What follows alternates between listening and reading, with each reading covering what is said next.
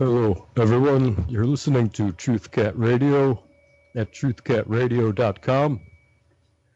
Current time is 8 o'clock p.m. Eastern Standard Time. That's East Coast, USA. I'm broadcasting from Chicago. However, in the U.S., I'm Richard Kary, and you're listening to Beyond the Matrix. I would also like to say hello to JP and thank him for the simulcast over there at Wolf Spirit Radio over in England. We do appreciate all the extended listenership, and that extended reach is always greatly appreciated. So, thank you, JP, and thank you to all the listeners there. And please, everyone, we are completely listener supported. So please do what you can to help out. These days, there's a lot of pressure even on the advertisers, companies which would like to advertise and support with independent media. They're getting more and more pressure, to stay away from people who are as unfiltered as we are here at TruthCat Radio. And so really the only option, for many of us, we're finding more and more, is to have it completely listener supported. It has been just cutting it so far, but it's been rough at the moment here, and every so often it can get like this where we could really use some extra help. Right now we've always appreciated the regular contributors. Thank you so much. We love all of you, and we do appreciate your continued support. Any of those impulsive last minute amounts or oddball amounts that someone would like to give more, but things are tough. Any little bit has been greatly appreciated, and please, in future, if you could, it can help keep things going here. We've been under a lot of attack, more and more, ever since the summer. Things have really been ramping up again toward the independent media. So, please help keep things going here for us. We have a support page, and as I said, all donations are greatly appreciated. Tonight we're going to, provided the gentleman is still connecting with us here, we're going to have a gentleman originally from Norway, it would be Oslo, Norway, but he's currently residing in Argentina. Actually, due to a relative exile, he's had issues due to a lot of the information he's been spreading in his native land of Norway. And so I admire a gentleman like this greatly for continuing to try to get information out there. He's written a number of books as well on related topics, and I do suggest you all seek out more of his information through those. But his name is Magador Edward Alexander. Well, actually, he's Edward Alexander. He also goes by Magador, and he's a researcher. He's a writer, and he's also an instructor. Is the way he describes much of what he does. He's as I said, he's been the author of a number of books. He's researched many topics, including social engineering, conspiracy theories, many areas of metaphysics. That includes lucid dreaming, astral projection, other dimensions, reincarnation, the afterlife, and he's had a lot of firsthand exposure to secret societies, inner workings of governments, actually from his family, from his parents, who had been involved both in the government and in secret societies. Actually goes back a number of generations on his father's side regarding some of these societies, and he's continued this tradition, but is very adamant about pointing out the corruption many within these spread and the bad name really that gets painted across the board for many of these. I mean, a lot of the, say, politicians in power these days, we'll hear of all these connections to things like the Freemasons and such. And, well, from the way Magador describes, there's a second group, if you will, within some of these secret societies of, people who are actually more light workers, who are light workers, rather, as opposed to these dark forces, which exist as well. I mean, so basically, it's a secret society within a secret society. In a lot of cases, is what it seems like it really comes down to, or sometimes vice versa, where the ones who are service to self and with quite evil intentions are really doing things behind the scenes. In some cases, where on the surface it may be a benign motive, and so it could go either way. In a lot of cases, it seems that, to say the very least, things are not always as they seem. So that's really a lot of, the sort of subject matter that Magador gets into. Just waiting to see. We were just, as I said, a little late in managing for him to get his technical equipment ready to go here. So hopefully he'll be joining us in a few moments. I'm sending him another message here. But we are going to be discussing a variety of these issues and their relevance to our lives and future. If any of you would care to contribute, call in. We're going to be discussing all things esoteric, for that matter, and well, just a lot of the deception, in the reality, the 3D reality we are in. As far as what, to focus on, what to pursue. Many debate whether real change can happen in this existence, or if this is more preparation in changing, in evolving your state of mind, preparing for the next state of being, which is beyond this physical 3D realm that, many of us are led to believe is all there is worth factoring into anything. And okay, hey, folks, it looks like we do have. What? You getting something?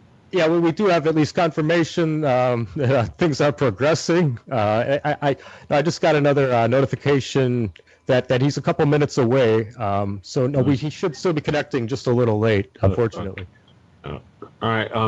Listen, real quick. Yeah. Shout out to the listener in Germany, listeners in the Russian Federation, Canada, and United Kingdom, of course, and the USA. Stephen, Stephen, while I have you here and while we're waiting for him, I mean, you're very well. You're very knowledgeable on these very topics yourself. So, I mean, what sort of comments, first and foremost, would you like to share while we're waiting for Magador? You mean in regard to secret societies and all this sort of thing? And how there can be like maybe light workers and also service to self. All right. Well, let me just say this. Okay. I'm obviously, I can't really say anything about your guest because I don't really know him, and I'm keeping an open mind, how that is, and I'm going to do because from what you've described, he sounds like he's a good guy and all that. But at the same time, I read people, and if he has this stuff in his background, it's like, it's glaringly obvious. Just, I can take one look at the person, I can see that. It's kind of like there's a lot of people, for instance, Mark Passio is very similar. He's a supposedly ex-Satanist, and yet, he still kind of reeks of it. You know what I mean? It's kind of a hard, once you've got that stench on you, it's kind of hard to get rid of it. And there's really, it's really hard. The only way I know of how to wash it off is with Jesus. That's it. So if I don't, if you're not using the Jesus soap, you're never going to get that stink off you of the satanic stuff. Jay was that, not Jay, what's his face? The one that was on our show for a while, Jay Parker. Yeah, Jay Parker, yeah. Yeah, he's the same thing. He grew up in it. He allegedly killed his best friend in a satanic ritual, when he was a kid, all these things. But I have yet to ever hear him mention Jesus. So it's like, until I hear that, he's still one of them. You could say you're not, but, that's kind of ridiculous. You know what I mean? Anyway, but as far as what you're saying about the guys inside, the most effective people to take down an organization, a dark side organization, is somebody from within. A good example, there's so many examples of that. The Protocols of the Learned Elders of Zion was released to the public by a Mason who left and smuggled it out of the order. So it goes to show you that that's one of their biggest enemies are their very own people.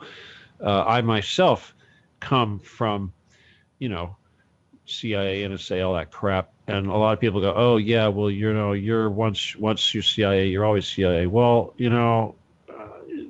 that's it's in a way it's sort of true, but at the same time, you can turn against them, but whether or not you're turning against them is legitimate or sincere or anything like that, you'd have to judge by the actions of that individual. And I like to think that if anyone was to judge my actions, they could clearly see that I wasn't doing anything in support of the dark side, which is what those entities represent.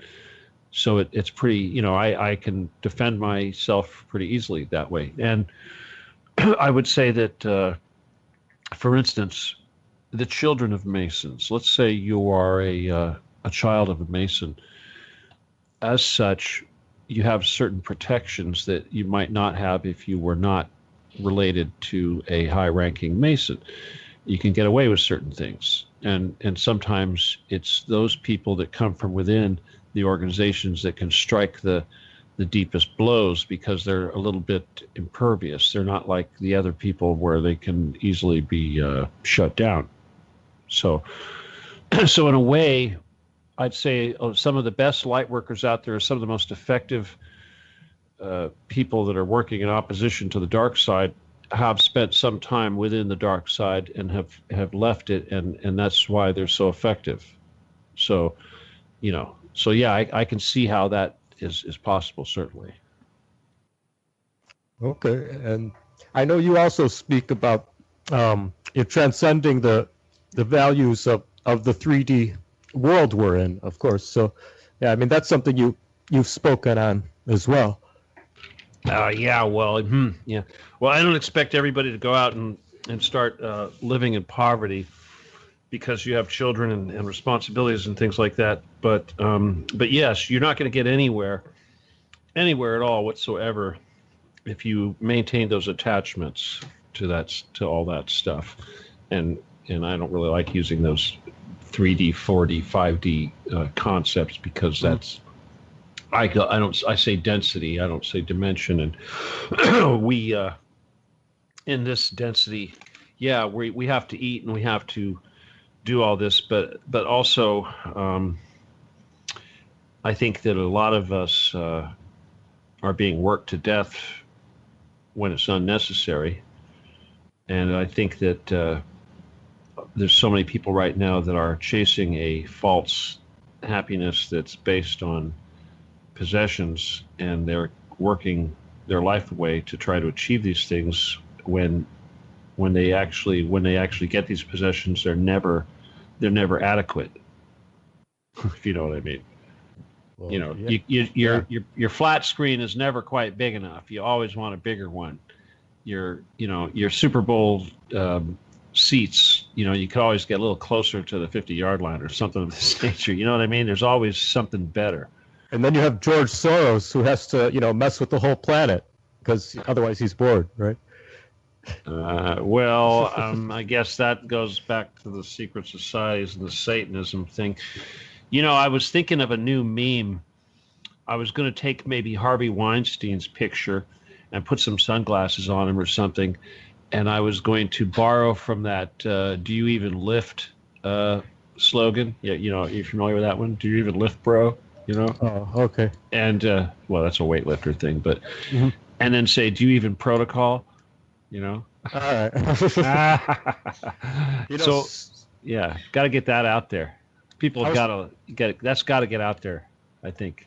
When I think of things that are still current or distractions from other things, it seems like some of this, like Weinstein, might be a distraction from Hillary still. There's still people wanting to pry in deeper and deeper right now. It's not a distraction from the Hillary. It's a distraction from the Getty.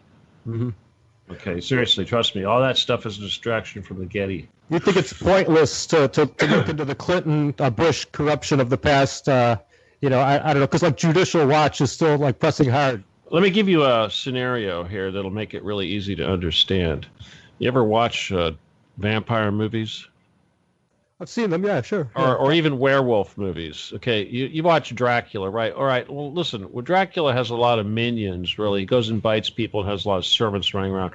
You could kill those things all day, and it's not going to do anything, right? Because Dracula's still going to be alive, right? You see what I'm saying here? Yeah. In other words, if you just go stab Dracula in the heart with a stake, all those little minions that you've been spending all that time trying to kill will just die instantly, right? Yeah. This is how our world works too. So in other words, instead of running around chasing Soros and chasing Hillary and chasing all these bastards, those are just the minions. What we should be doing is stabbing Dracula in the heart and putting the stake through his heart. That's what we should be doing, not trying to kill his fucking little minions, That's what I think. A lot of people just have trouble, accepting too many things on the word of others. The more levels you get up, I mean, some people even have trouble believing that the Bushes and Clintons are corrupt, for that matter. Well, here's back to the Dracula thing here. You got this Bush vampire and you got the Clinton vampire, and they're going like, "Oh, this Clinton vampire is sucking my blood. Oh my God, what do we do? Well, let's kill that Clinton vampire." Well, then next you turn around, there's another. Oh, there's an Obama vampire now sucking my blood. There's this vampire. What a vampire? BLM vampire. Whatever. They're everywhere. They're multiplying.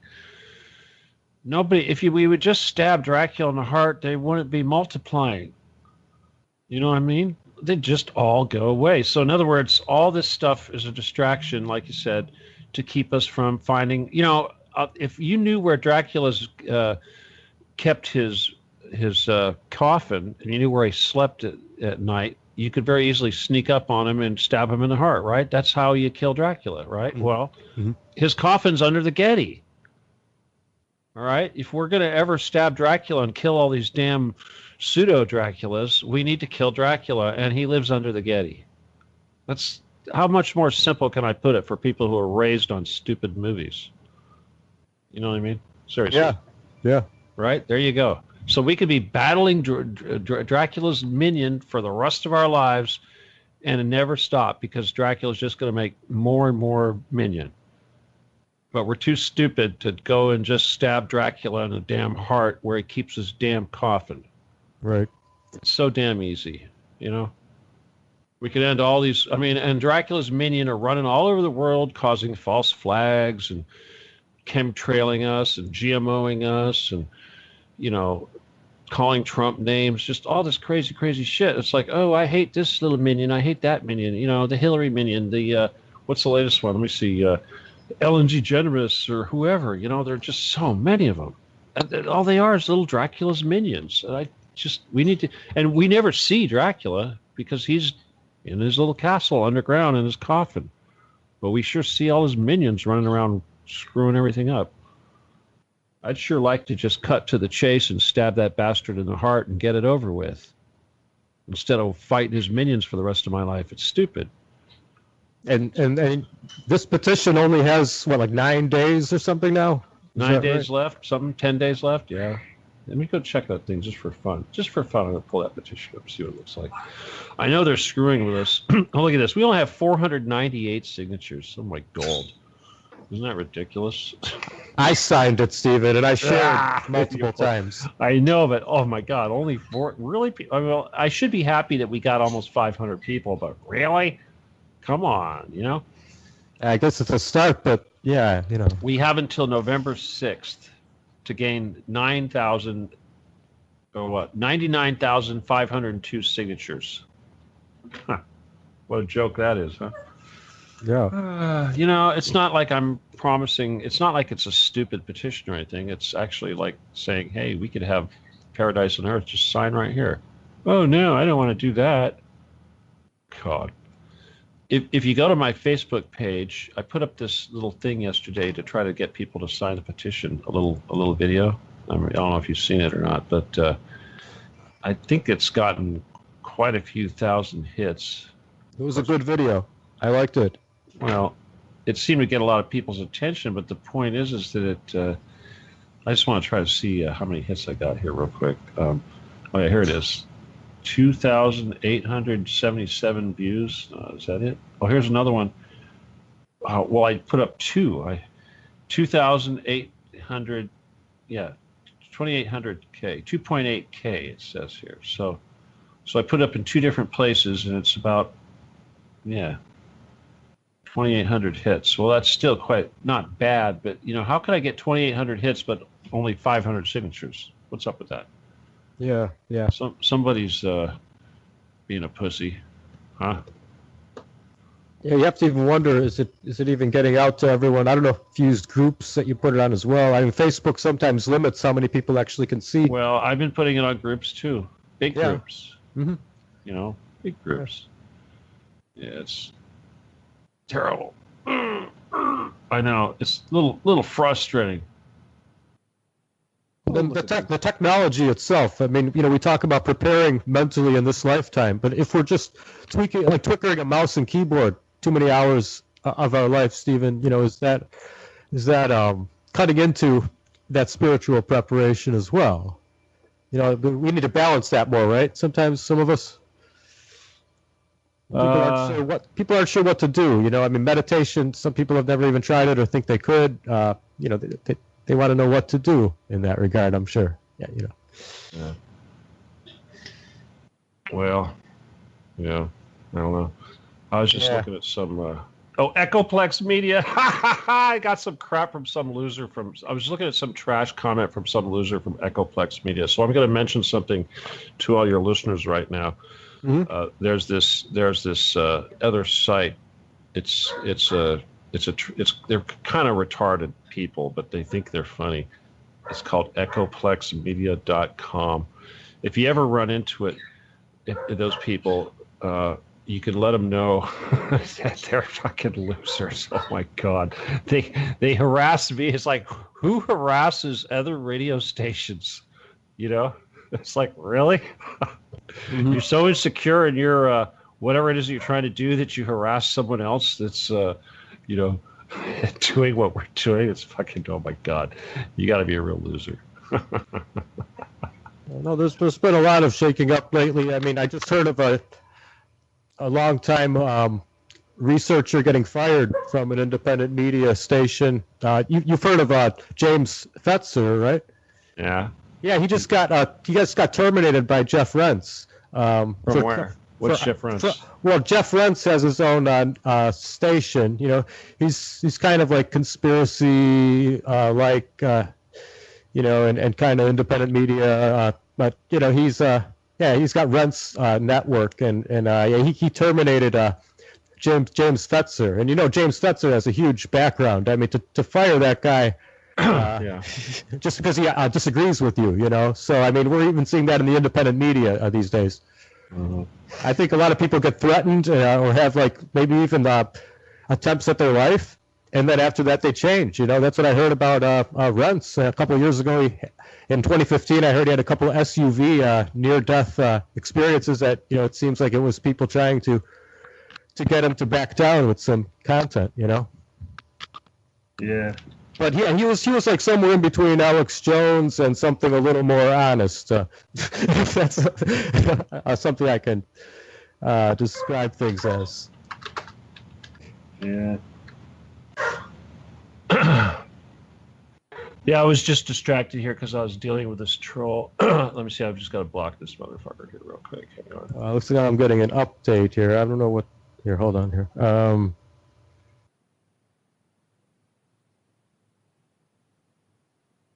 Let me try to send. Hear the dog barking out there? Yeah, I do. He wants it. All right, so I think he's just trying to connect on Skype. He's on Skype now. Oh, he's on Skype? Oh, well, let's see here. He has not connected to me, and he has not sent connected to the contact request yet. Nope. This is Argentinian internet, huh? Yeah, I mean, I don't see him. It doesn't look online. I don't know if it would show us. That No, he's not green. He's not green yet, and he's not connected either one. Mm-hmm. Blame it on Buenos Aires. Blame it on Buenos Aires. Yeah, I'm telling him I just sent him another request. What do you think Buenos Aires is most famous for? To me, it's Starship Troopers. Was it whatever Troopers? What was the name of that movie?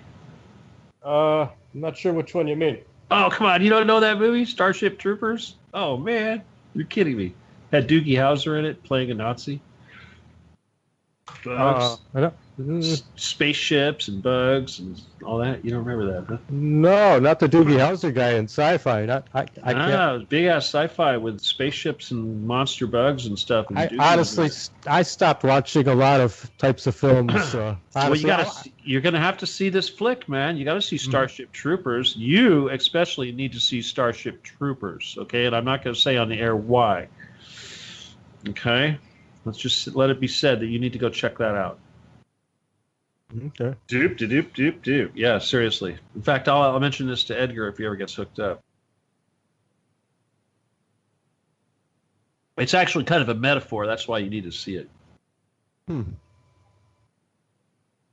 Okay. But it was made in Argentina. It's probably the only major movie that came out of Argentina, I would say.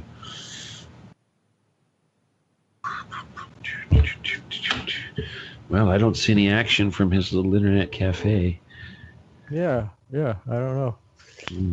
He's asking me for my Skype, but I already have his. I sent him a request, so I don't see why. He's doing this from an internet or what? I don't know. He's got a little bass backwards there, huh? Well, all he needs to do is just tell him that to connect to me, to accept my contact request ASAP. First thing. I'm seeing what he's typing back right now. I just type to him, accept Stephen D. Kelley. Now. Enseguida. Andale. All right.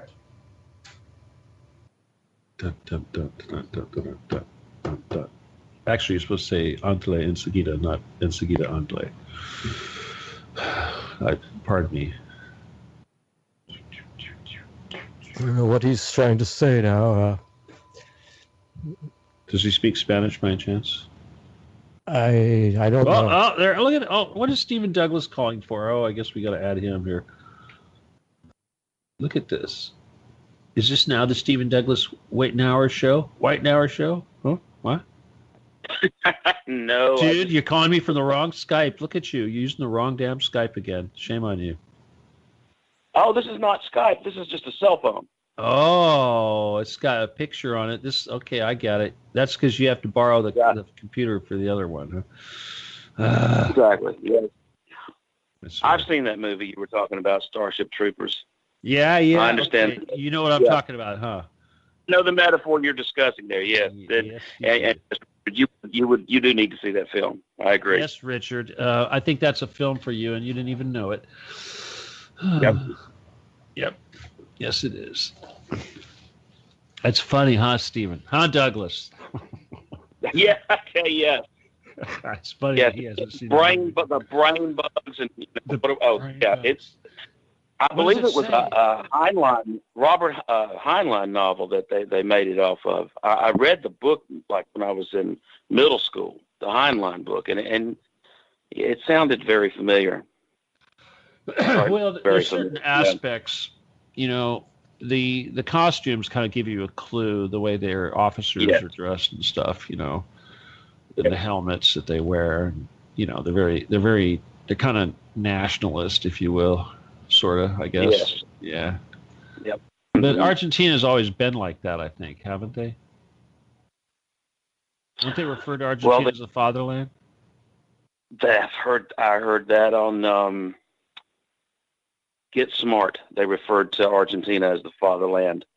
Well, Get Smart is. Well, if it was on Get Smart, then that's. Yeah. Well, Get Smart was Mel Brooks. Come on, that was Zionist propaganda. As much as I love Get Smart, I didn't realize it was so damn, you know, Zionist. my cue is ringing. That was a good one. I grew up on Get Smart. That was real big when I was a kid. Yeah. And I don't know who the bad guy was in it, but he always referred to Argentina. In fact, the forces of chaos, they would call Argentina the fatherland. I suppose thinking that Hitler escaped there, that's the scuttlebutt. I don't know if that's ever. Yeah. Yeah. Well, actually, it's all true. It's all true. That's what I figured. Yeah. Boys from Brazil had referred to that as well. With Gregory Peck was trying to recreate Hitler from DNA, doing all kinds of cloning stuff. That's an old one too, late 70s. Well, was it Gregory Peck was the bad guy? Was it? Okay, that's right. Yeah. I think yes. He was the Mengele type character. The Mengele character. Yeah, he was trying to recreate Hitler and the master race from DNA and cloning technology. Of course, they have to make the Hitler kid, really obnoxious, huh? Yeah. It's been a long time since I've seen that one, but Starship Troopers is a lot more fresh in my mind. They Live was a very telling movie. That's one of the best ones I've seen. The one that had Roddy Piper in it, and everybody was you could see what was really happening when you put on the sunglasses, and then they knocked out the signal from the cable company so that everybody could open their eyes and see what was going on at the end. That's a very good metaphor for what's taking place. And that's a late 80s movie. Yeah, I've heard a lot of people mention something similar to that metaphor as far as non-physical entities that influence us in this reality. I don't know, Stephen D. What would you? I don't even know who I'm talking to anymore. Yeah, Stephen D. Hey, I'm a Stephen D. What are you talking about? I know. No, I was referring to you. I don't know who to call you. You call him STW. I'm SDK. STW, SDK. There you go. Yeah, right. I like it. Hey, let me tell you something. Years ago, that's how people referred to me. I was called SK. People referred to me as SK SK Industries. Yeah. Yeah, my company was called SK, and when I answered the telephone, I said SK, and people go, "Hey, we're going to go to SK's house," or something like that. That's how I referred. They also called me the Man in Black too, which was a little anyway. Weird. I was thinking about that when I was playing Graham's song earlier. But anyway, what was you? Okay, say that again. I was already answering your question. I got distracted. Richard, go ahead. Oh well, no. I mean, some say that that They Live movies sort of. Right. I know what I want to say. Like with the metaphor, right? Yeah. Okay, this is a really excellent metaphor for the Getty thing too. Because it's like, Pandora's box. Once you flip that switch, once you open the door and all the crap comes out, it's like turning off the cable channel, and all of a sudden you can see the demons. And that's exactly what we're trying to do with the Getty, is we're trying to open the door so all that shit comes pouring out and everyone can see what the hell we're actually dealing with here. Right. SDW. I mean, are you familiar fully then with the the information behind the Getty? You've heard Stephen enough on that?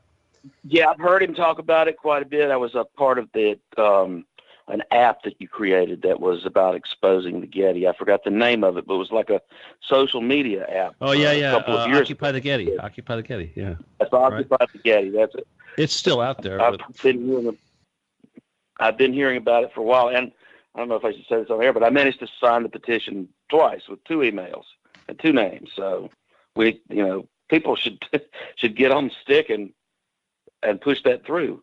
And besides just signing the petition, how else are we going to fight these people? How else would you expose that and blow up the Getty, as you put it? What else can we do? Somebody reminded me of something, the little cartoon on the after-school rocks with the little Bill sitting on the steps. I'm only a Bill on Capitol Hill, that thing, that little... Mm-hmm. It's, yes. But now I'm a law. It's people that, petitions aren't going to do anything. Well, you know what? We're using their tools against them, and all we got to do is use it.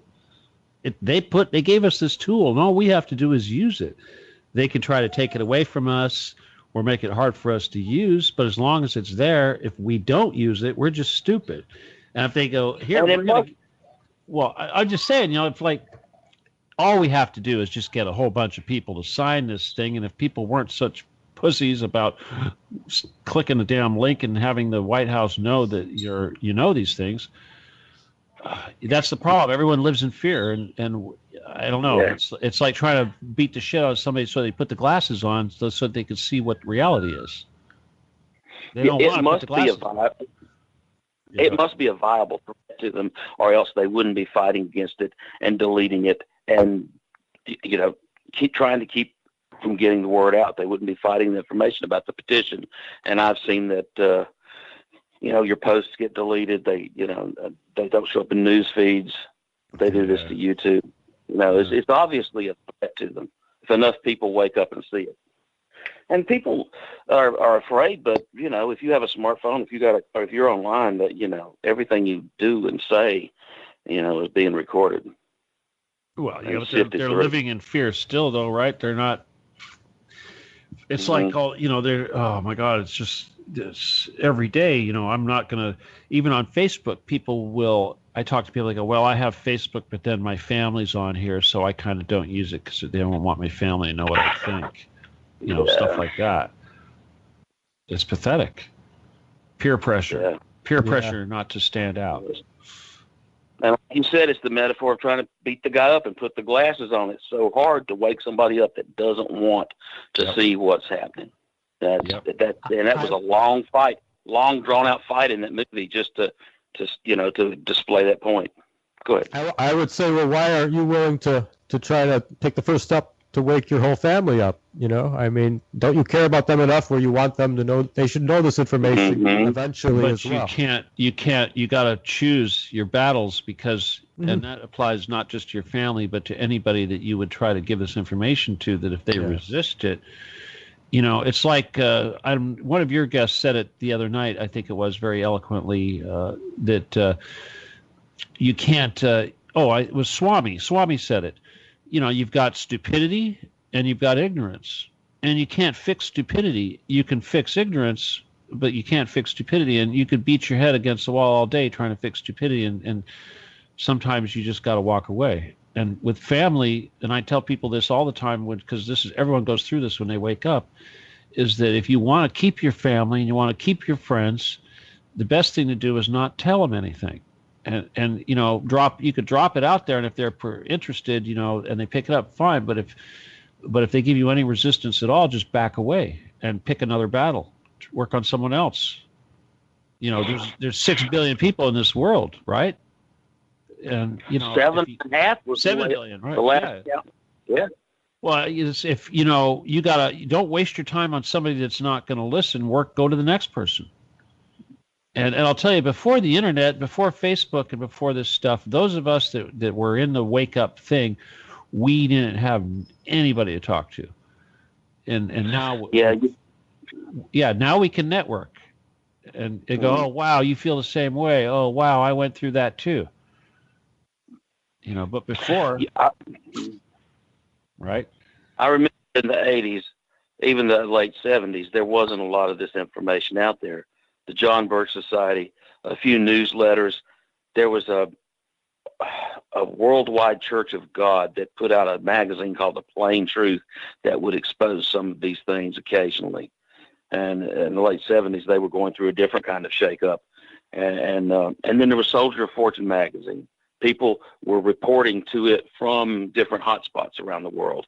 So, in the mainstream, you're going to mention SOF, man. Hang on, I got to get involved on that one. All right. Richard, do you like Soldier of Fortune magazine, Richard, by chance? I'm not really that familiar with it. I just vaguely know of it. Yeah. All right. Well, okay. Well, the thing is, when you talk about Soldier of Fortune, you're talking about my industry. All right. And there was a time when Soldier of Fortune was the real deal with mercenaries and all that. And that was back when Rhodesia was a country, and they were actually used magazines like that to actually hire mercenaries to go off and fight for these countries. But now I used to go to. I didn't just go. I exhibited at the Soldier of Fortune convention for many years, and I would have exhibited for even more years, but because of my falling out with the NSA, I was kind of afraid to go there because I didn't want to run into those guys. I knew they would probably be there. But when after a couple of years and I got over it, I started, exhibiting over there, and I was there for the last one. The 25th anniversary of Soldier of Fortune was also the last year that they had their convention at the Sands Casino, the Sands Hotel. And the thing is they kind of sold out towards the end there. And I'm not sure if it was 9/11 or what, but Robert Brown was the head of Soldier of Fortune. And towards the end there, he kind of lost the faith. You know what I mean? He kind of sold out like everyone else does. He went the government line kind of thing. Yeah. I don't have vague memories of 9/11, but I'll tell you, there's one issue in particular that I remember is a 1990 issue. I can't remember what the month is, but it has a picture of a Soviet tank on the cover with a Mujahideen guy from Afghanistan, and it's all about how we were supporting the, Mujahideen in Afghanistan, and all these pictures of these guys and everything else, and fighting the Soviets and whatnot, and everybody forgot that. It's like here was 1980. It was common knowledge that we were ISIS. Or Al-Qaeda at that point, yeah. Al-Qaeda, yeah.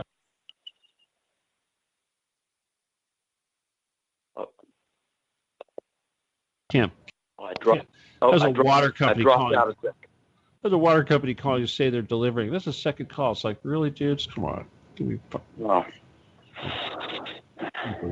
bottled water. Sorry, Richard. I remember when the whole thing was happening with Romania, there was some good reporting in Soldier of Fortune magazine from Timișoara, and the way that started. It started in one city that was near the border, and spread. That they told the inside story of Ceausescu's fall, and then as the Balkan Wars were going on, I got a lot of good information from Soldier of Fortune, but I didn't maintain my subscription after about 95 for some reason. You remember Ceausescu, Richard? Yes. Oh, sorry. No. I put a picture of him and her up on my Facebook a little while back. Okay. They were very famous for. I remember very vividly the whole story. But one morning, the soldiers came for them, and they said, "Get dressed." It was in the morning. And they took him outside, and of course, the woman, she wanted to put her hat on and, put her coat on and all this stuff. And they just took him outside and shot him. Boom, like it was like they're trying to maintain their dignity up till the end. Like, oh, let me put my coat on. Oh, I need to get my hat, and then put your coat on. We're just gonna take you outside and shoot you. I've seen a video of what they called that trial. They had them up at the front of the room, and the leaders of the uprising were questioning them and confronting them. And at first, they were still just as arrogant and believed in their own invincibility as much as they ever did. It's like, my soldiers. They took him home. They didn't kill him. Did they actually have a trial? I didn't even know that. I thought they. Oh, yeah, they had them locked up in a fortress for a while, and the whole time that Ceausescu was on the run, he kept holding his watch out the window. He had a primitive, compared to today, primitive beacon. He expected that his Praetorian Guard or whatever was going to swoop in and rescue him at any moment, but that didn't happen. And eventually, he was captured and placed in a prison. What I don't know what may have been a palace, but it was his prison. And then they had about a day-long, several hours-long trial where they confronted him with the accusations. And at first, when they started to confront him and accuse him, he just believed that he was still in charge. But you could see the light coming on in his eyes that, oh, my God, I'm fucked. But as you said, he tried to maintain it Stephen, to the end. But they try not to use such language on here, Stephen. I'm pardon really that. Yeah. At least on Beyond the Matrix, we try to have a I apologize. Higher levels. There might be people who eventually want to broadcast even on the radio waves. I don't want to, make that a problem. So, I want to keep that an open option. Okay. Yeah. All right, I apologize. Fact. I'll try to watch that. But continue though, please. Oh, well, yeah, that, I got a good report of that in Soldier of Fortune as it happened. At first, they were incredulous. The magazine didn't believe that the revolution was real because they expected more resistance from this mighty communist Warsaw Pact that we'd been hearing so much about. It was a shell by the end. And that when they started in Romania, it started in a small town and they massacred some people. They had been trying to shut down the churches. The churches were a center for the dissent and it's where it started. And then the soldiers came and they surrounded the church and they killed some people. And then it got on the radio. There was a Voice of America broadcast that was coming from, I believe, from Austria. Maybe it wasn't, but I think it was from Austria, that people could hear what had actually happened in this one small city, and then it eventually spread to the whole country. It's like a metaphor for what could be the collapse of this whole system if we can expose the Getty, just like Stephen was talking about. The whole thing could fall down like a house of cards. I didn't believe it's exactly that's right. That's exactly what it is.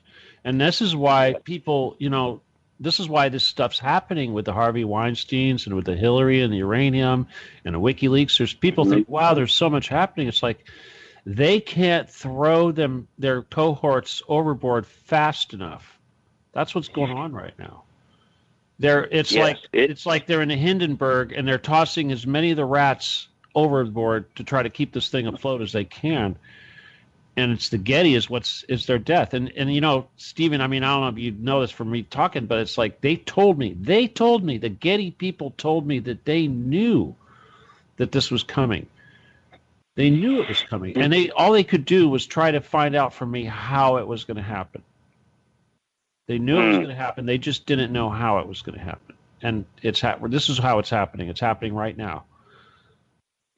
It seems to be snowballing. And, they have these algorithms and this AI to predict and attempt to influence everything.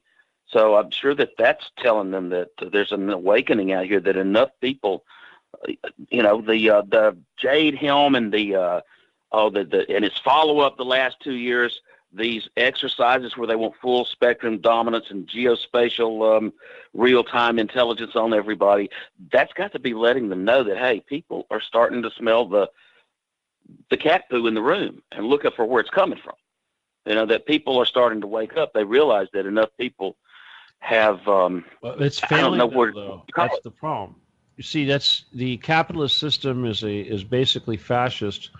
Depends on keeping people in fear of the authorities, and that's what's failing. And all the exercises, the Jade Helm, the FEMA camps, and all that, they're displays of authority meant to keep us in check and in fear. And it's and that's the whole key to our casting them off, is losing that fear. It's just like losing this ridiculous fear of what could happen to you if you signed a damn petition. if you can't sign a damn petition, how do you think you're ever going to stop being a slave? I agree. I went through that kind of, I don't know what you catharsis or whatever, that process when I left Aquatech, of being terrified that, oh gosh, I know what they're doing. I've told on them. They're going to come for me. And then it didn't make any difference. Well, they got away with it. How many years did it take you to get over it? Well, I don't know that I'm completely over it, but I realized that it didn't matter what they didn't care enough about what I had to say, that I was no threat to them, at least at that point.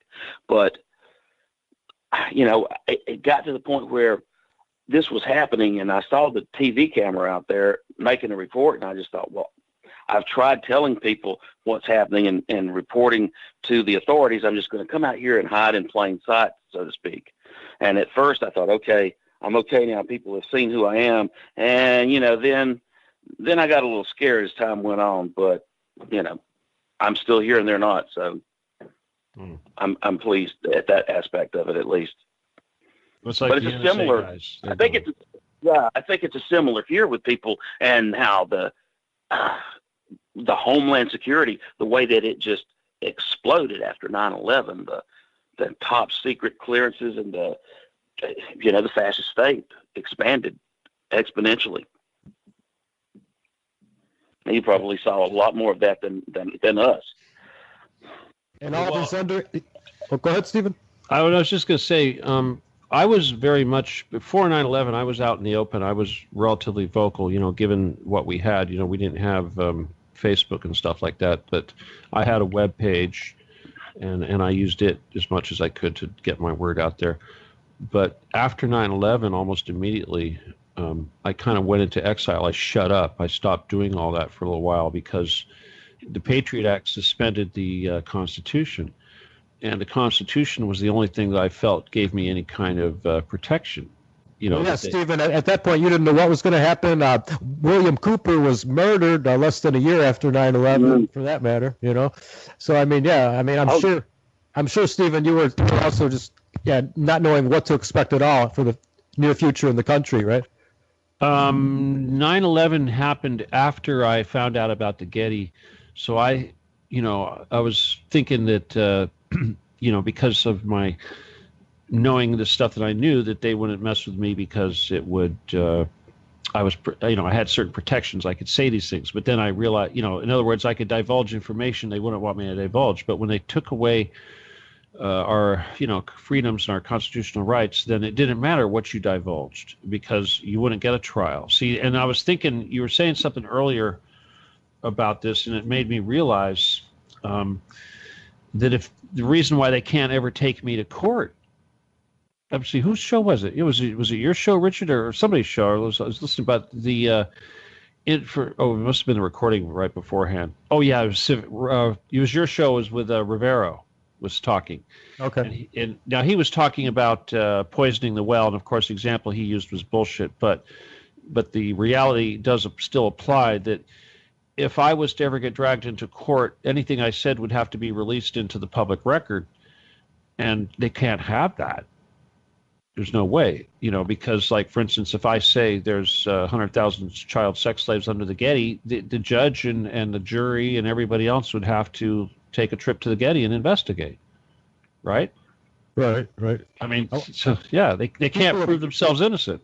People have heard about underground bases for, you're the whole lifetime of you gentlemen. SDW. You're what? You said you were born in what year? You said I was born in 1960s when I was born.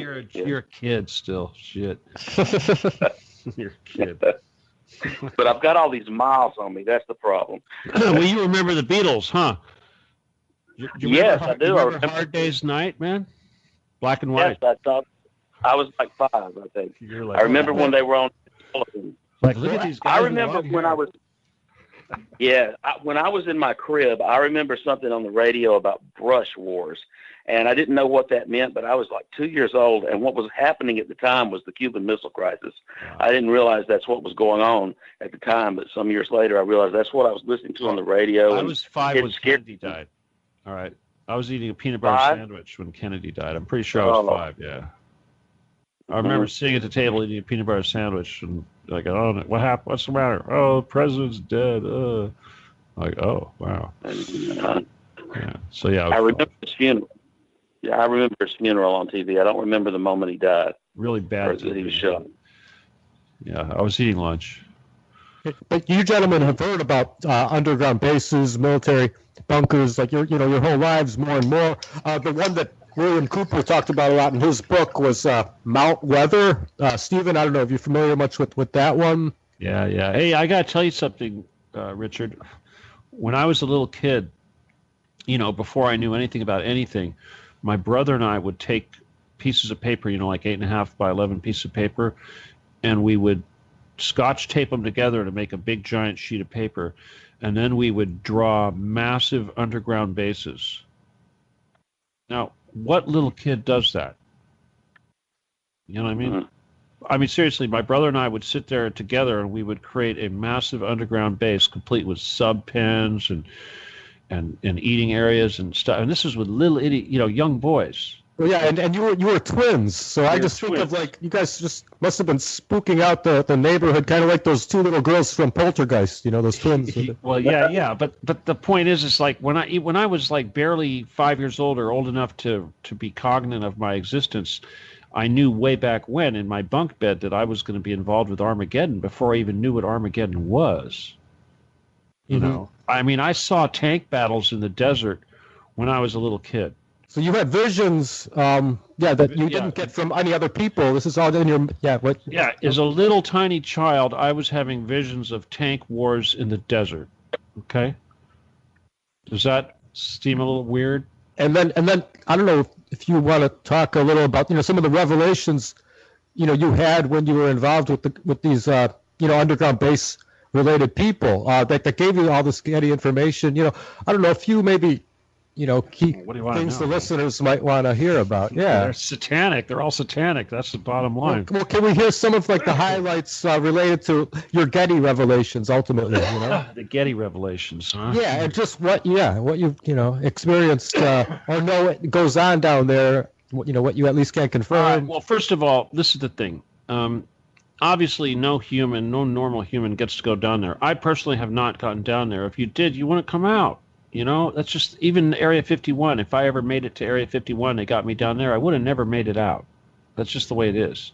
And I worked really hard to not go there. They tried to get me there for a long time.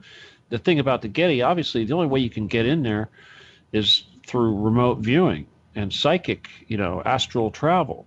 And this is people, you don't think that's crazy. Well, the CIA does it every single damn day, and they think the people that don't do it are stupid. They only respect people that have these skills. Now, when we did this, it's like, first of all, there were a lot of clues that something was going on, okay? The biggest clue was the big giant elevator, okay? That was a big giant clue.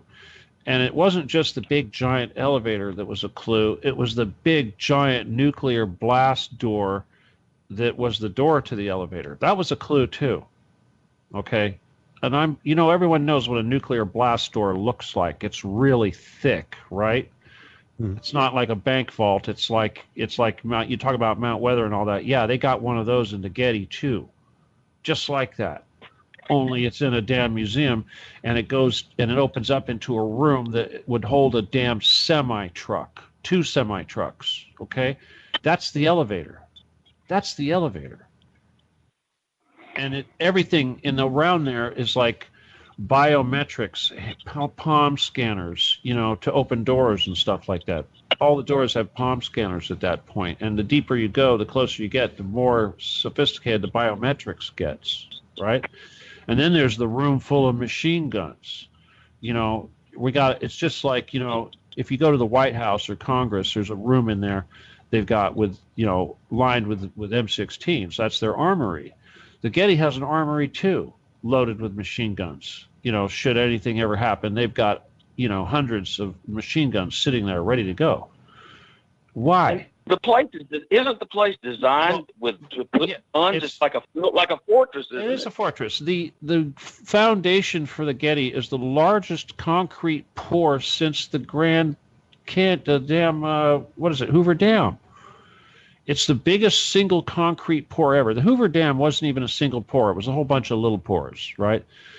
The foundation for the Getty, the big old giant concrete slab that thing sits on, is the largest concrete pour ever made. Okay? That's a huge fact. Everybody should know that. It cost $6 billion, probably a lot more, to build that structure, the part that we know about. Okay? Just the part on the surface was $6 billion. It's the most expensive real estate in all of Los Angeles County. And think of how much real estate there is in Los Angeles County. You know, there's a lot of money there. And this is the most expensive piece of property in the entire damn Southern California. And that isn't even the art that's inside of it. Now, obviously, the money that went into building the thing underneath it is, you can't even calculate. You know, it's in the trillions. You know, it's like a portion of our gross national product went into building what's under the Getty, okay? A large portion of our gross national product went into building that bunker. Probably half. Okay? People don't realize that. And, you know, you think you know what people don't even understand what this government does with the money. People look at the budget and they think they're looking at the budget. No, there's two different budgets, people. But anyway, the point I was trying to make, Richard, was that after seeing the big, huge elevator and after seeing the nuclear blast door and the biometrics and the machine guns and everything else, that was when the psychics were called in, okay? That's when the astral viewer, remote viewer, was summoned. That very night, okay? And when she went down there, she said, okay, and she went and checked it out, and she described everything she saw, all the different levels, all the way down. And when she got to the very bottom is when she hit the really nasty satanic shit, horrible, horrible satanic shit. And that's when she stopped, because she was a pagan, and she was being confronted with the reality of her paganism. You understand? And this is what pagans do when you confront them with human sacrifice and shit. The first thing out of their mouth, and this is how you know it's real, because they'll always say this, so just remember this. The first thing that Satanist is going to tell you when you discover them is they're going to tell you that Jesus or God and Satan are the same thing. Douglas, you got some really bad extraneous noise. You're going to have to fix that if you're going to be on radio, man. You hear me? I don't think that's coming from me. No, it's not. Well, I know the bird makes noise, but I don't hear anything that comes from me. I don't hear stuff that comes from you guys. I'm pretty sure it's you, because you made a lot of noise during your show too. I know it's not Richard. Richard, you don't do that. Well, I was on mute there for a second. Can you tell the difference? Well, when you're on mute, there was no noise, but there was some weird electronic noise there for a second. But all right. But anyway, I didn't even get to the point. But let me just give it to you really quick. Is that when the remote viewer went down there and did her thing, one of the first things she ran into was a whole bunch of remote viewers. Okay, because you know this is what they do. This is a major, major thing. And part of what they do is recruit people like me, you know, or her, or any of these, you know, psychics. That's what they do. It's all about. Psychic stuff is a big, big part of everything that they do, and they use those people to protect themselves and to do all these other things. So, in other words, if you're a remote viewer and you're trying to go down there and look, all these other remote viewers are going to see you.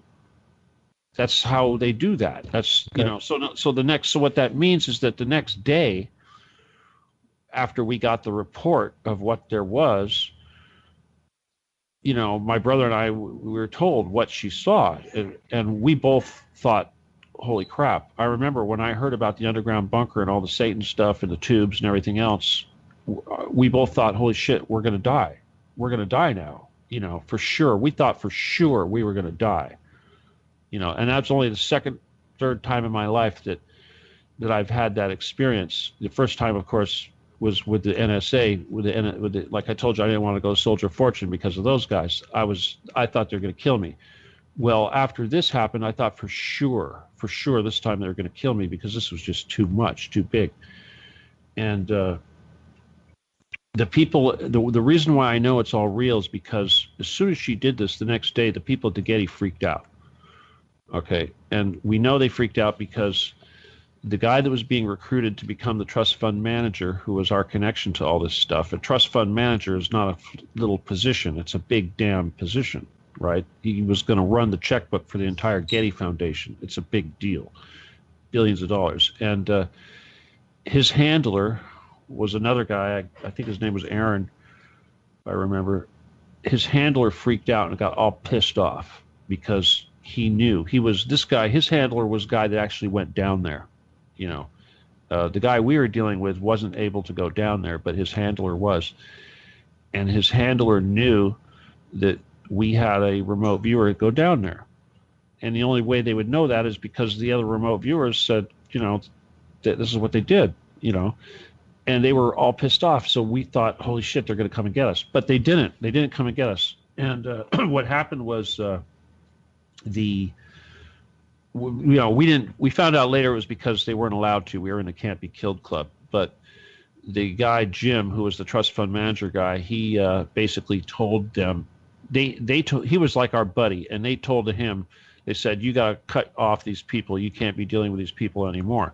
And he said, bullshit. If you want me, you're going to have to deal with me and my people, because at this point, he still trusted us, and he needed us to kind of have his back, because he was dealing with scary shit, and that's what we were doing. We were trying to be his anchor because he was diving into some really scary stuff.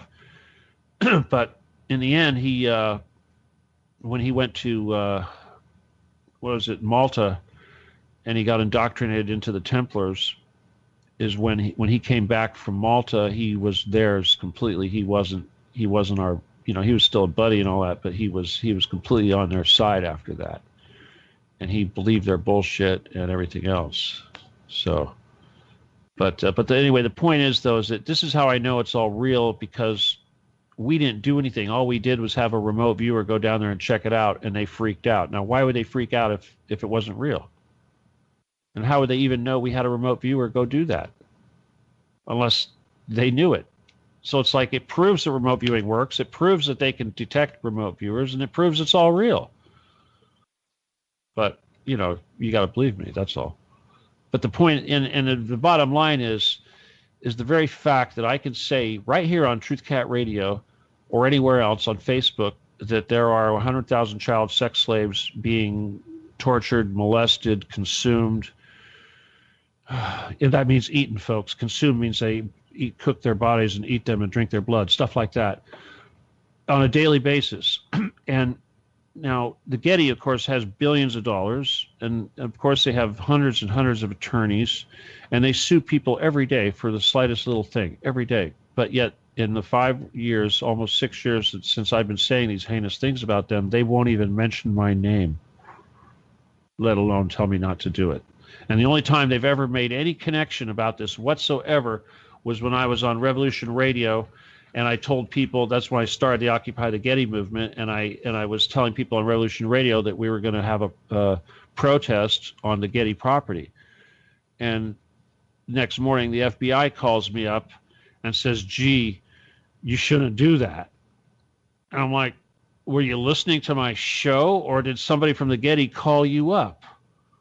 I'm thinking somebody from the Getty called them up and said, gee, would you ask them not to do this, please? It's like, guy, did you listen to my show? Did you hear the part about the 100,000 child sex slaves? And you're worried about me protesting on private property, but you're not even going to mention the 100,000 child sex slaves? That's kind of a clue that we live in a country run by Satanists, right? There's no law in this country. I mean, if you call up the police and you say that my neighbor has a dead body buried in his backyard under the petunias, I saw him do it, they're going to come and they're going to dig that backyard up. And if it's not a body there, they're going to arrest you. Well, why can't they do that to the Getty? Why can't they go down there and prove that what I'm saying isn't true? And then they can do whatever they want. They can say I'm crazy. They can arrest me. They can do whatever they want. But they have to prove that I'm wrong first. And they won't do that because they can't. Bummer, huh? They can't even kill me, because if they do, it's going to prove everything I say. They can't turn me into a Cooper, right? Because this is the damn stake in the heart of Dracula. This is it. Once you kill Dracula, it's like turning off the cable channel. Everyone's going to see what's going on. Seriously, that's what it is. People don't get it. It's like magic, because it is magic. Magic is just a word to describe shit that all these people don't understand, right? It's like television. Oh, wow, it's magic pictures, the magic picture box. This is just another technology that people don't understand. It's like loosh, the concept of loosh. You know, if you said that all this bullshit that we're living through is just so that they could collect this evil energy, people go, evil energy? What the hell? I can't see it. It must not be real. Yeah. Right? Yeah, like even the pedophilia and Satanism. I don't know. I think maybe a lot of people are skeptical, that it exists to the amount it does. Maybe a lot of people are skeptical. Think it could just be, I think denial's the word. Yeah, they associate it with tabloid sort of information. Some people, and I know in the UK on some of the radio stations and independent media, they'll talk a lot about this stuff. I don't know how much of the populace just takes it as entertainment, though, rather than seriously, and believes it goes on to the scale it does. Maybe in denial, they don't want to believe it could. Yeah, but even if it was entertainment, like you say, National Enquirer type stuff, Hollywood Reporter, whatever. If it was, and one of those tabloid things, could be a TV station, whatever, had gone and said the things that I say, they'd be sued out of business, right? Now, I've gone on Russia Today and Press TV and said this very same stuff, and this is probably why I'm not on it anymore, of course. But, I'm still waiting for them to sue me. I've put my address, I give them my address. It's not like they don't know who I am or where I am or, what my hours are, right? I live in a ghetto. I'll give, it's easy. I'm easy to find. My German Shepherds aren't keeping, I don't think the German Shepherds are keeping the damn NSA away from me. What do you think? SDW, what are your thoughts on this? Well, I think that it's starting to build up the awareness of the pedophilia and the Satanism. There was recently been this movie, An Open Secret, about pedophilia in Hollywood. Corey Feldman has said he was going to come out and he was and name names, and then he got SWAT teamed and a couple of SUVs came at him. And I think it was about a year ago, maybe a little less, that there was this banker. I believe he was from Denmark who was interviewed about the Satanism at the highest levels of and the child molestation and sacrifice where Netherlands. The Netherlands, okay, yeah. And he talked about that pretty openly about what went on and that he had participated up to this certain point where he thought, I just can't do that. And it had basically destroyed his soul, and he was trying to talk about it. So things are building, the pressure's building. And if enough people wake up, then, like you said, they could get in there and put the stake through Dracula. At what point, I wanted to ask you, did they tell you that they knew that there was going to be an awakening and wanted you to tell them how it was going to happen, so to speak? We were having dinner at a Greek restaurant in L.A. I don't remember the exact night, but, I could probably remember who was president at the time. But that was kind of when it happened because, like I told you, after they found out that we knew about the base and Jim told them, deal with it, these are my guys, then we had a different relationship because, you see, the whole time this was going on, they didn't know about me. They didn't know who I was because I would talk to my brother, and then my brother would deal with these guys, so they thought this was all coming from him. But when we had this dinner was the first time that I actually had been brought into the picture, so to speak, physically, and I had a sit-down dinner with Jim, my brother, and his friend Don, who was another accountant who worked with Jim at some accounting office in L.A. I mean, the kind of accountant that gets like $8,000 a month, you know what I mean? One of those guys. Anyway, but they were both those kind of type guys, and this is why he was made trust fund manager. Also, his dad was a high-ranking Mason. But we had dinner, and we were talking at dinner time, and this is when it was during dinner that Jim figured out that it was me that was the special person and not my brother. And he told my brother, he said, "Oh, you're just a pale shadow of him." And of course, my brother was shattered because he thought he was really special. And of course, this is what the Masons do. They make you think you're really special, and then they pull the rug out from under you. And this was supposed to make you want to do shit for them to get that being special status back. Anyway, that's a Masonic. Zionists do the same thing. But so then at that point, then he starts asking me what I could do. All right. Tricks wise. He wanted me to do tricks, psychic tricks. Okay.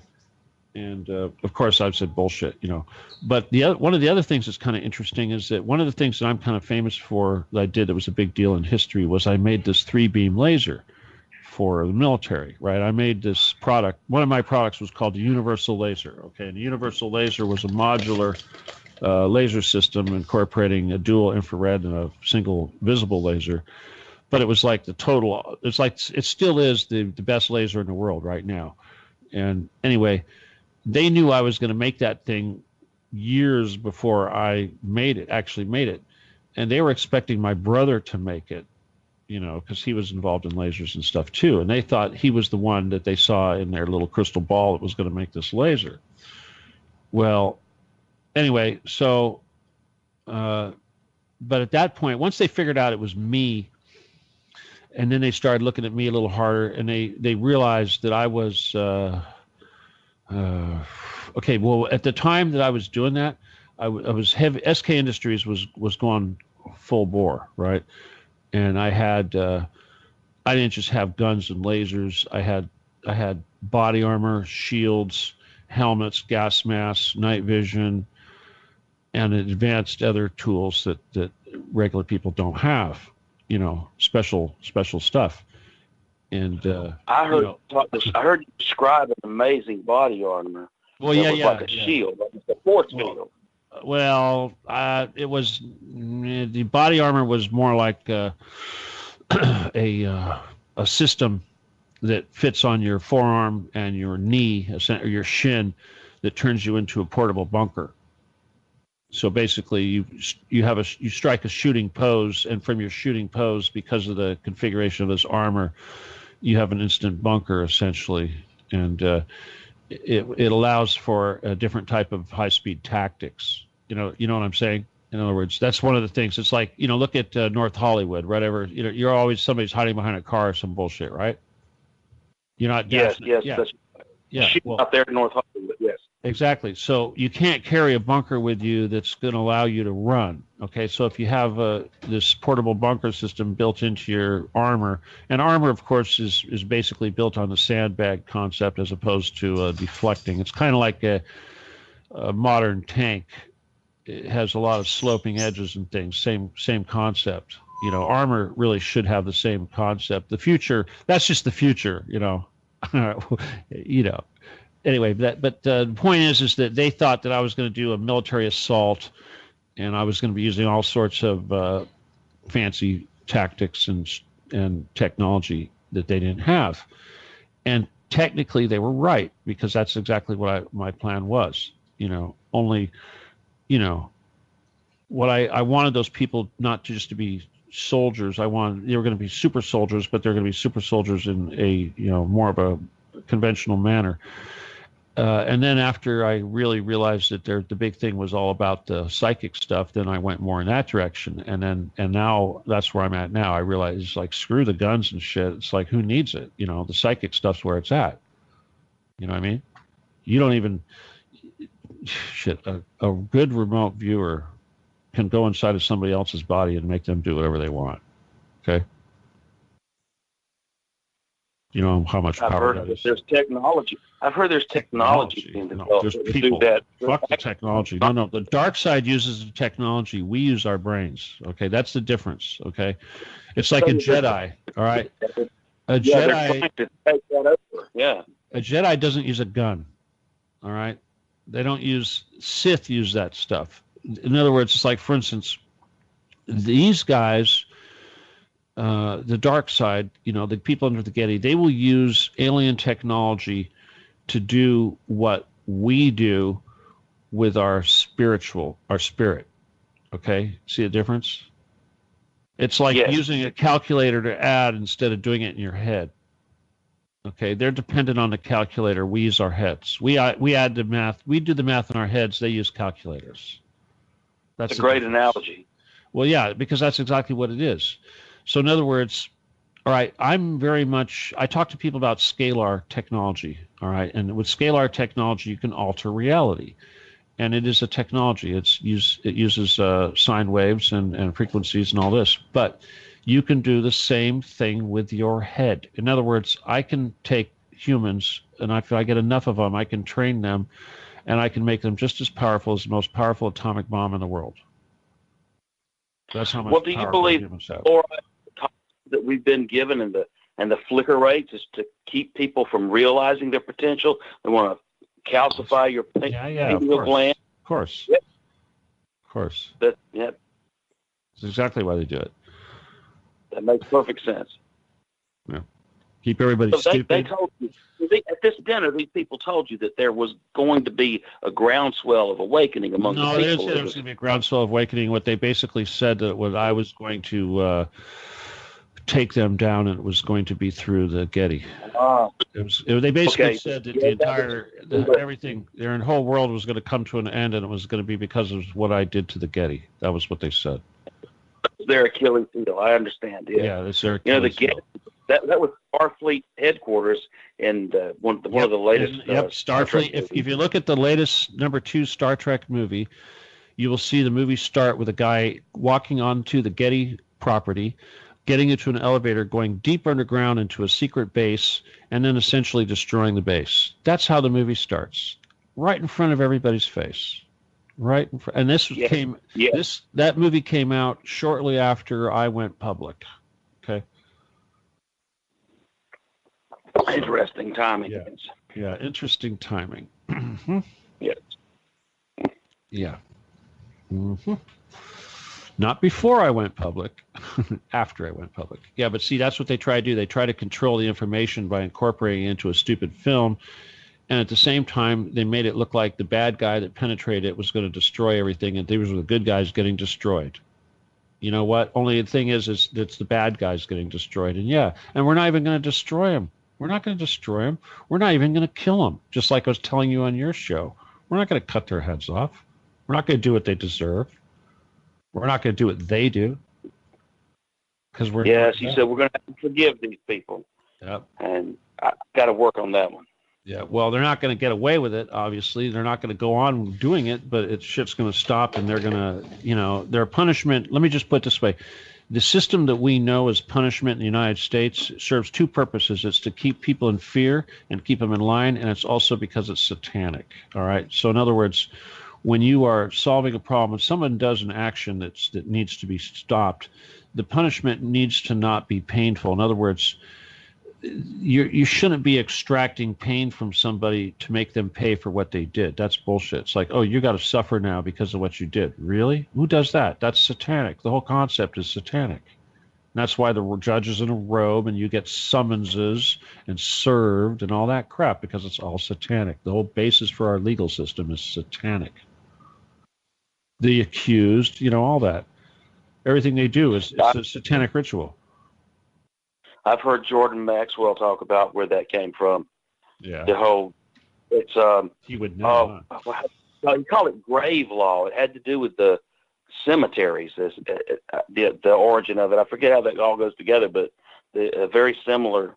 Listen, you guys. Hang on. I was going to call you something that I didn't want to call because Richard's going to get upset if I do that. But it's like comedy era. It's like, hey, you. I got my show coming up, and personally, it's the same damn thing. You might as well just stick around, all right?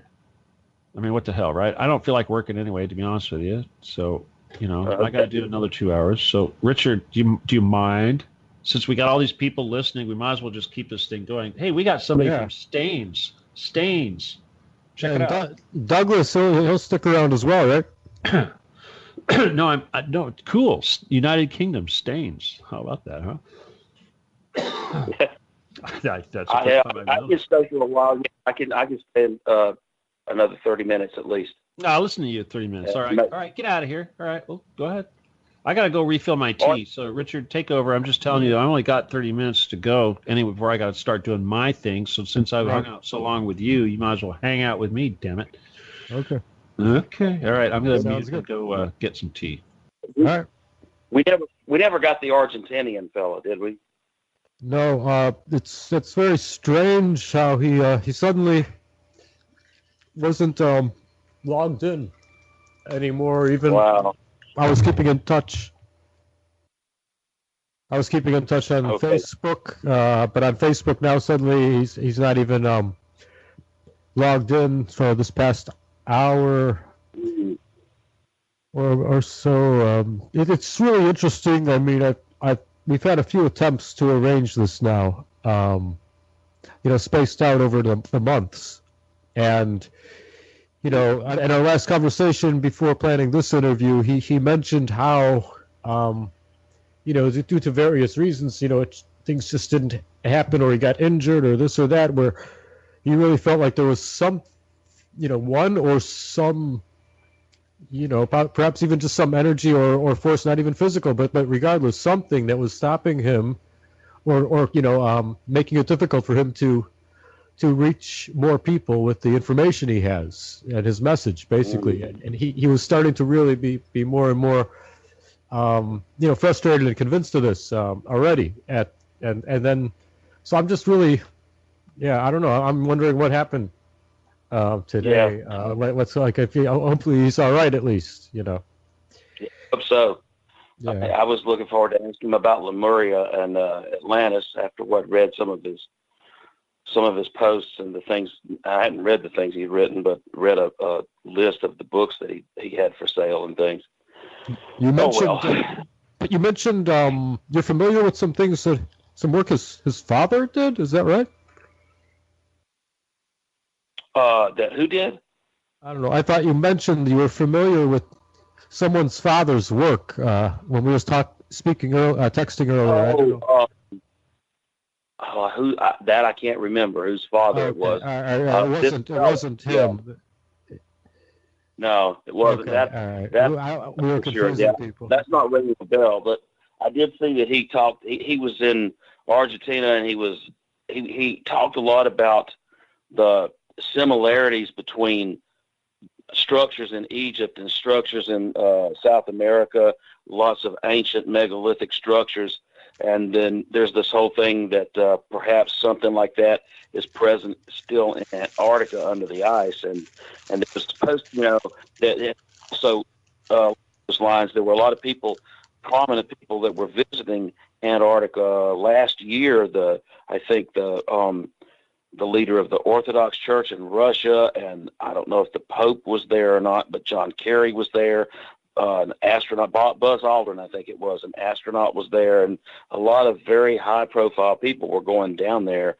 And supposedly there was going to be some revelation that either there was an ancient civilization buried under the ice or an alien base or something. They hyped that up a bit, but it hasn't come. That hasn't come out. And I was going to ask him a little bit about that, what his thoughts were on that matter. I hope he'll be able to join us in the future. Edward Alexander, that was his name, right?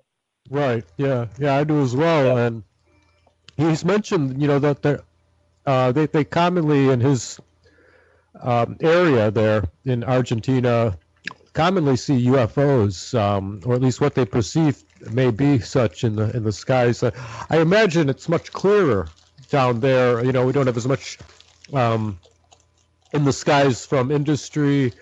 And just like, vehicle smog from large cities as well. So, I don't know. Have you noticed that, certain areas with clearer skies and just more removed from a lot of the heavy big cities will have a lot more reports? Yes, there's a famous place in, I believe it's New Mexico, Marta. Is it? No, I can't remember the name of this town. The Marta. Dude, I got to respond to that, man. I got to answer that question, what you're talking about. Okay. You're talking about all the people when they went down to Antarctica and all that. All right, I'll tell you why that happened. All right, because believe it or not, it's related to what I've been telling you.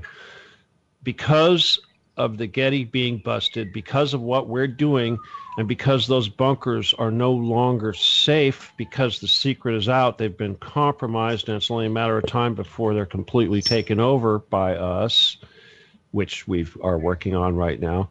They've had to find different way to go. So what they did a couple different things. They tried to buy the island off of they tried to buy Tasmania from New Zealand. Tasmania said screw you, and subsequently they had the earthquakes in Christchurch. They tried to destroy the country. That was for retribution for saying no.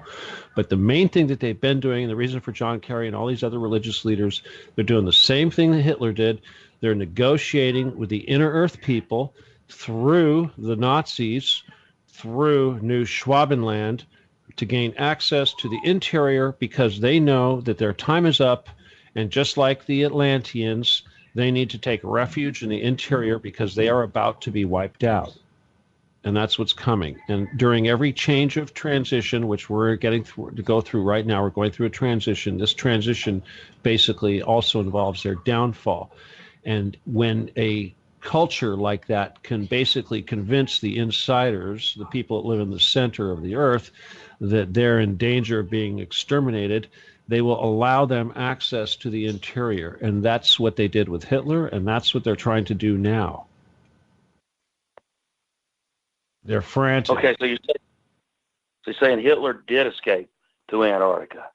Dude, Hitler didn't just escape to Antarctica. In 1938, they founded a damn island in the center of the interior of the earth.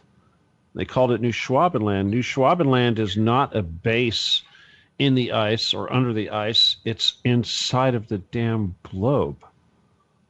It's a whole big piece of land. And you also have to understand. All right, let me tell you something else that you may not know. A lot of people don't know this, but is that as of 1942, very early in the war, 80% of all German technology was taken out of the country. 80% of everything. So in other words, all that vast German technology that we think they had being developed, 80% of it had been removed physically from the country. Lock, stock, and barrel, everything. Bolts, everything. Workers, everything. Where did it go? Of all that technology and all that infrastructure, where did it go? Most of it went into the center of the earth, aka Antarctica. People think, no, Antarctica was just the entrance. There was an entrance there. That's all it was. It's the entrance is under the ice. They could use their submarines to access it. They sent a pile of submarines to this new territory, and they put all their the rest of it. The 20% of all the stuff that did not go to New Schwabenland went to South America, went to Brazil, Argentina, stuff like that. So large amounts of German technology went to South America, including the technology that they used to make their spacecraft, their drills and their bell. The bell was just bell. Yeah, but that was early. That was just an experiment. That was a Schauberger device. Okay. But yeah, it scared the crap out of the Chinese or the Japanese apparently, huh? Remember they sent one to Japan, and the Japanese turned it on, and it kind of like took off, and they're like, holy crap, it's like they didn't want to have anything to do with it after that. Oh no, well, okay, Schauberger was obviously well before the war. He worked with BMW. The motors that they used to drive the spacecraft were actually built by BMW based on Schauberger technology. A lot of people think that Nikola Tesla was responsible for that technology. He really wasn't. A lot of the technology that Tesla had designed relating to UFO, so-called UFOs, was very similar to the stuff that the Germans were developing. However, the Germans were able to develop with Schauberger's help, a motor that had limitless energy. It was called the Trout turbine. You maybe heard of that. They used those things on board the spacecraft to drive the motors, and all the damn spacecrafts were ion propulsion, and all ion propulsion is just a big giant capacitor. The bottom of the whole spaceship has a capacitor. One side's plus and one side's minus. That's it. And our modern military aircraft, such as the B-1 bomber and the B-17 bomber, utilize this technology. However, it's top secret. And Boeing has been telling Congress that they would really like to put this technology into commercial aircraft, and they say no. And they go, well, gee, anybody can go on Google and look up Robert Townsend Brown. That's Robert Townsend Brown. Look his name up. You'll find out that he is the American father of anti-gravity. So, it's not like we haven't discovered the same stuff. It's real simple. It's an anode and a cathode, basically. It's just suppressed. Well, yeah, it's suppressed, yeah. But, people have made levitation devices that work on this technology. All they are is big capacitors. They put out positive ions lift and negative ions push. It's that simple. So you put the positive on the top and the negative on the bottom. And what does that do? It's going to make you float. It's how the damn UFOs fly around. So damn simple. And then you add to that a light drive motor that is basically turns the entire structure into a laser, putting out mega picowatts of ultraviolet light. Gee, I think that would get you up to the speed of light kind of quick. Photons, you're putting out that many photons. Yeah, it's going to push you. It's going to push you real fast. Kind of like, speed of light. Yeah. Anyway, the Germans went to, not only did they build the New Schwabenland, the center of the Earth, they also went to Mars. They've been to the moon. They're still there. In fact, they're so still there that they run half the United States. Everything west of the Rocky Mountains is Nazi territory, and everything east is Zionist territory. That's how the United States is divided. People don't realize that the Nazis got half of the United States.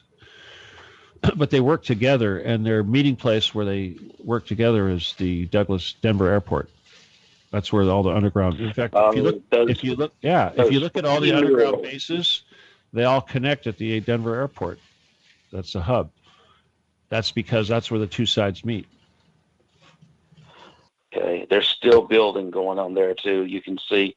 I've seen recent video of just truckloads of dirt and being dumped out where they're still digging. Wow, huh? Why would they stop, right? Yeah, and that freaky looking murals they had on the wall. One of them they painted over part of it after 9/11. I remember seeing those back in the late 90s, and they just totally freaked me out. They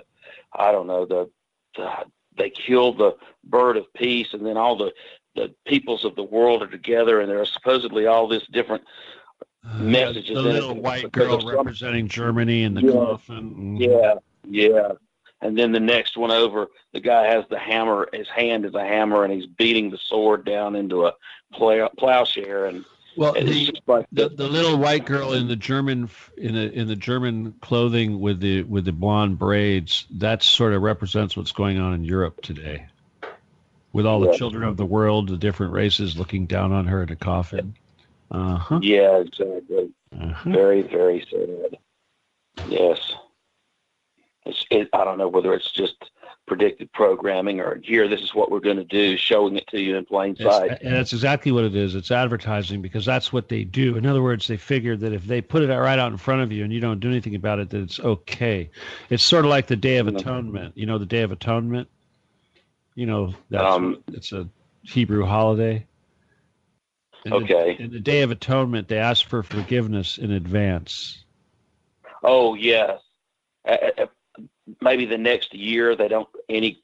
That's a different one? No, that's backwards. That's backwards. They want you to think it's like that, but no, they're actually asking for forgiveness for all the sins they have yet to commit. Any oath that they make will not be an oath for the next year or whatever. Yeah, I heard a guy talk all about that. Yeah. I will lie. It's okay for me to lie and do whatever for the next year, and I will be forgiven because of this. Yeah. Yes. Yeah. I heard a guy give a speech in the early 60s. I forget his name, that he talked about all of that. And he talked about the protocols and the Illuminati. And this was, I guess it was 64. I wish I could remember his name. Because it's all the same thing, you know? It's all the same thing. It was a big convention, a Bircher convention he was talking to, I believe. And I have listened to that speech. I guess the first time was in the late 70s. And it talked about all of that with the holiday where they went in and made plans for the next year okay, I'm asking forgiveness for all the people I'm going to rob, I'm going to cheat, and it'll be okay. Any oath I make is not a real oath, you know. Yeah, exactly. Oh, no, man, it does seem that it's coming to a head. I hope that we're going to reach that moment where everything falls down and changes for the better. I mean, you know, I didn't think I would see this in my lifetime. As I was growing up, I thought, okay, there'll always be a Soviet Union. There'll always be the West, and we'll be at odds. That whole thing just seems to me that it was contrived, that the way Richard shows called Beyond the Matrix, it's like the countries are set up as a matrix for them to extract the wealth from the planet and the revenue from the people. And the way you describe it is like a spiritual battle, that they're trying to create all this negative energy because they believe that gives them more power. That's the satanic part of it. It's a very, very interesting time to be alive, as the Chinese curse goes. Have I lost the signal here? No, you're still with us. Oh, okay. I'm sorry. It was very quiet.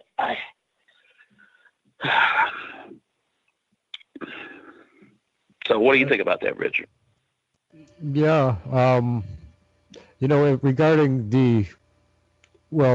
a lot of people saw it as a balance of power, you know, the way the former Soviet Union and U.S. were at odds with each other.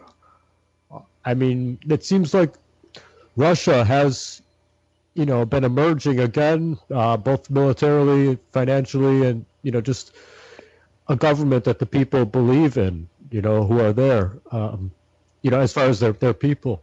So in the meantime, we've had the U.S. Disregard more and more, you know, just all of the, you know, international agreements, you know, I mean, going against a lot of the principles that, you know, we thought our country believed in. I think, and we didn't, you know, we never really set out, well, you know, we never really, I think, like, you know, wanted to see the U.S. as a country of conquest. You know, perhaps it's how we were raised. I mean, you know, it depends on how you look at things. Some see it only being necessary for a nation to continue obtaining more territory, and that, you know, some have that philosophy. And so I'm not sure where I stand on that issue completely. That's a capitalist model. I think it depends model. on the government. You know, if you're not looking out for your own people, you know, Stephen brought up fascism. So if you're a government and corporations aligned against your own people, then, you know, I don't really care how much land you acquire. You're never going to be in the best interest of your people. So, you know, I think that the fascism Richard, see now is the worst. What you described is cancer, okay? And the economy that we're using, the model that we're using, capitalism, it is actually cancer. And it's fascism at the same time. You can't have a capitalist system without it being backed up by fascism. That's where the police state part comes in, and the fear and keeping people in line comes in. It doesn't work. Slavery was based on that thing too. But, you know, that's very unfortunate. Yeah. So, I mean, it seems like we don't have any options. You know, some people Have you ever played Civ Earth or Sid Meier? You ever play those games, Civ? Well, some simulation society or war, like, type video games I've played, those types of things. If you play Civ, what happens when you win is you essentially use up every square there is on Earth, and you have to move off to a different planet. That's how you win. You move off to a different planet. And the system that we use today, the capitalist system, that's how it works. You have to use up every square on the Earth because it's based on growth. The concept of having growth in profits is the same concept as cancer. There's no such thing as sustainable growth, because sustainable growth means that eventually you will destroy the host. You can't have it. Any percentage of sustainable growth will eventually kill the host. And our system's based on that. That's a mathematical certainty and you won't realize that you are almost done, because if you think there's a lily pad, so you have a lily pad on a pond and it doubles in area every day. At the first of the month, you have one lily pad. And then at the last day of the month, 30 days down the line, what day is the pond half covered? I got a better one, man. I got a better one. Yeah, well, the bacteria in the jar. Have you heard the bacteria in the jar one? No, go ahead. Okay, well, all right. It's the same concept as lily pad, but you got to bring in the time factor, okay? So let's say it takes 60 minutes to fill up the jar with bacteria if one bacteria doubles, and then if it doubles every minute, by 60 minutes the jar will be full. If it doubles with only one bacteria, right? So that means at the last minute it will be half full. Half full, yes. 59 minutes it'll be half full. So it looks to you, oh, there's no problem. It's only half full. No. The next minute it's running over, and you got to have 4 jars. You've already used up 59 minutes, and in another minute it's going to be completely full, and there ain't going to be no more minutes after that. Our entire system is based on that concept. We've become the evil empire now that Reagan described the Soviet Union as.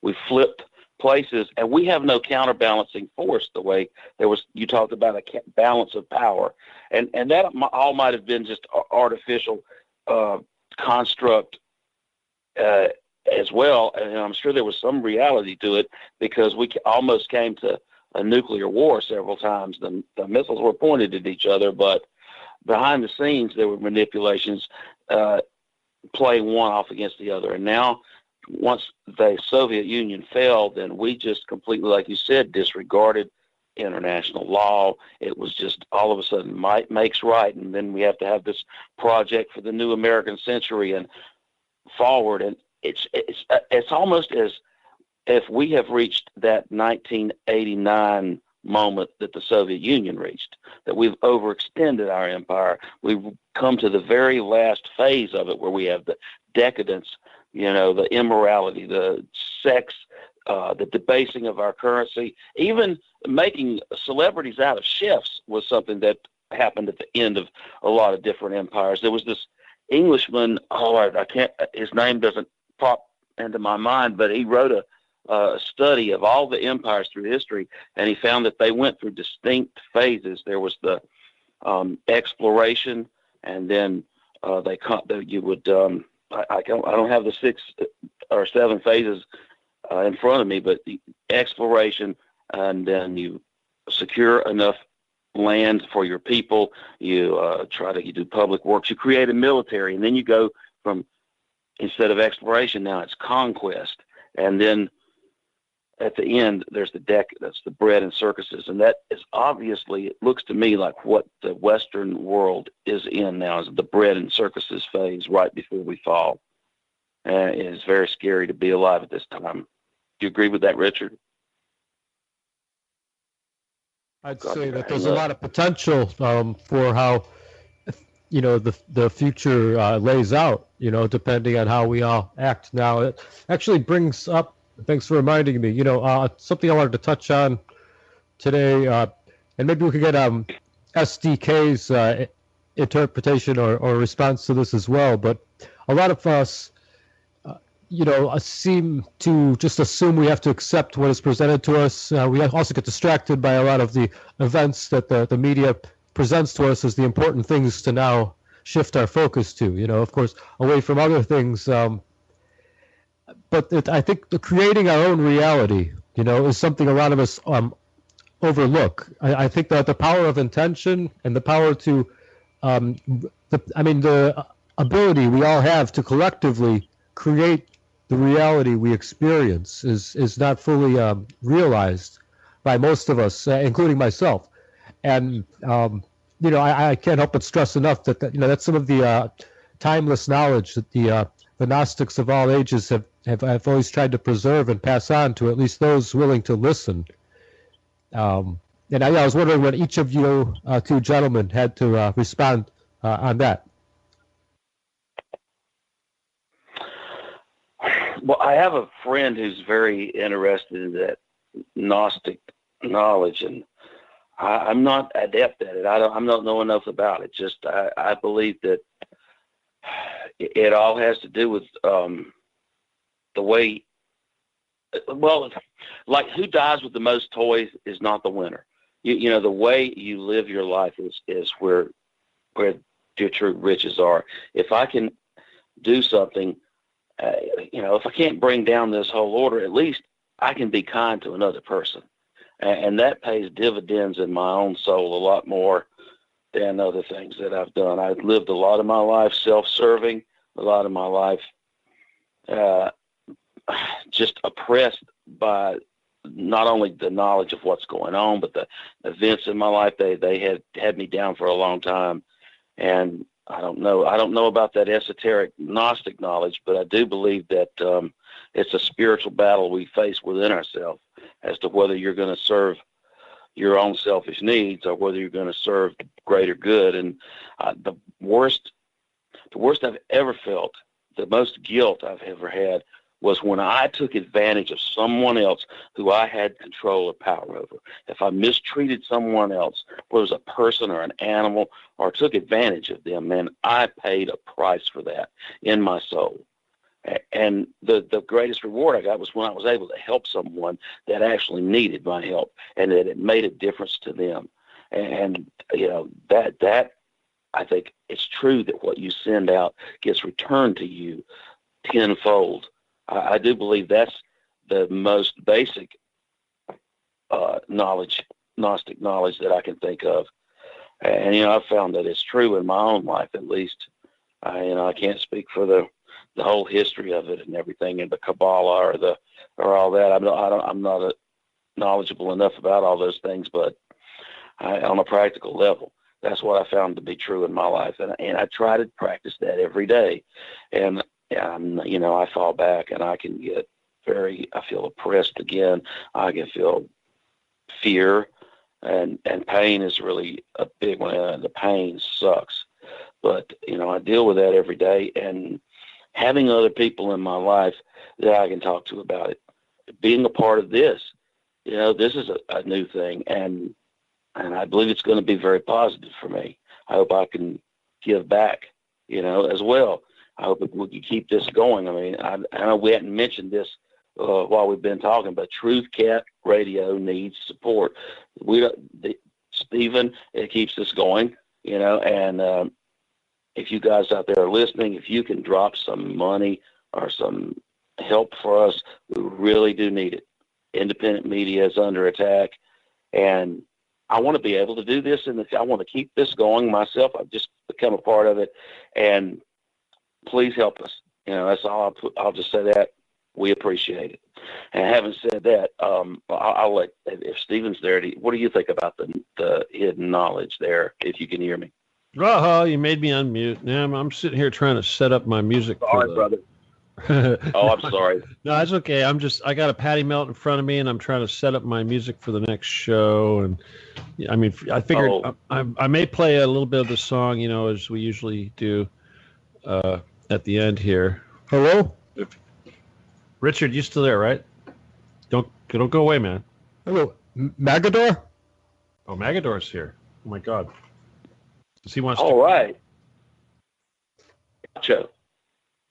I don't see him connected yet, Richard. What's going on? Okay, yeah, I guess we're not getting a very good connection like this. Is he trying to use the phone? What's going on, Richard? Yeah, I just tried. You hear that? All right, Richard, you gonna stick around? Huh? Speak to me.